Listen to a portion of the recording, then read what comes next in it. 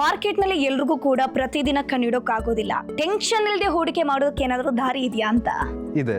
Index funds ಮತ್ತು ETF ಗಳು, ಇವುಗಳು ನಿಫ್ಟಿ ಅಥವಾ ಸೆನ್ಸೆಕ್ಸ್ ಥರ ಒಂದು ಇಂಡೆಕ್ಸನ್ನು ಫಾಲೋ ಮಾಡ್ತವೆ. ಇಂಡೆಕ್ಸ್ ಮೇಲೆ ಹೋದರೆ ನಿಮ್ಮ ಇನ್ವೆಸ್ಟ್ಮೆಂಟ್ ಕೂಡ ಮೇಲೆ ಹೋಗುತ್ತೆ. ಮತ್ತು ಇದರಲ್ಲಿ ಮಾರ್ಕೆಟ್ ಟೈಮಿಂಗ್ ಬೇಡ, ಸ್ಟಾಕ್ ಪಿಕ್ ಮಾಡೋದಕ್ಕೂ ಕೂಡ ಬೇಡ. ಸೊ ಹೂಡಿಕೆದಾರರಲ್ಲಿ ಪ್ಯಾಸಿವ್ ಇನ್ವೆಸ್ಟಿಂಗ್ ಮಾಡ್ತಾರೆ, ಅದನ್ನ ಇಷ್ಟಪಡ್ತಾರೆ. ಯಾಕಾಗಿ? ಯಾರಿಗೆ ಎಕ್ವಿಟಿ ಎಕ್ಸ್ಪೋಜರ್ ಬೇಕು ಆದರೆ ರಿಸರ್ಚ್ ಮಾಡೋಕ್ಕೆ ಸಮಯ ಇಲ್ಲ ಅಥವಾ ಇಂಟ್ರೆಸ್ಟ್ ಇಲ್ಲ, ಅವರಿಗೆ ಇದು ಚೆನ್ನಾಗಿದೆ. ಇಲ್ಲಿ ಬ್ರಾಡ್ ಮಾರ್ಕೆಟ್ ಎಕ್ಸ್ಪೋಜರ್ ಸಿಗುತ್ತೆ, ಖರ್ಚು ಕಡಿಮೆ, ಮತ್ತು ಡಿಸಿಪ್ಲಿನ್ ಆಗಿ ಇನ್ವೆಸ್ಟ್ಮೆಂಟ್ ಮಾಡೋದು ತುಂಬ ಈಸಿ.